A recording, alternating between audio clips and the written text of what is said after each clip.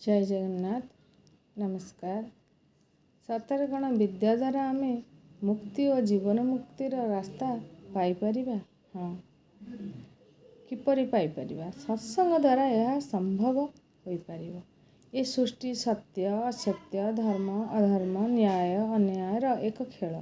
सृष्टि रे बसवास करुथिबा प्रत्येक प्राणीक उपरे प्रभाव पड़िथाए एवं मनुष्य सृष्टिर सर्वश्रेष्ठ प्राणी भाव यार अधिक प्रभाव आसीथाए। जड़े व्यक्ति जन्मरू मृत्यु पर्यंत ता निजर चिंताधारा निजर समस्त कार्यधारा सहित से जेतिकी प्रभावित होई न थाए ताहार पारिपार्श्वरे थिबा व्यक्ति वस्तु वैभव एवं संग द्वारा से प्रभावित होइथाए।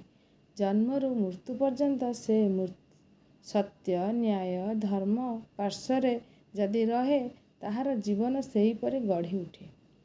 कलिजुगर अंतिम समय रे आमे जो सुख शांति पाई जीवन धाउचु ताहा चिरस्थायी सुख शांति नुहे। चिरस्थायी सुख शांति प्राप्ति होइथाए आमे जो परमात्मा ठारू सुख शांति पाई थाउ ताहा हेउची सुख शांति बा चिरस्थायी सुख शांति।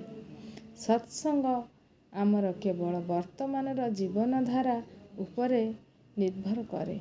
तीन काल को ही सत्संग नियंत्रण करिथाए, अतीत वर्तमान भविष्यत।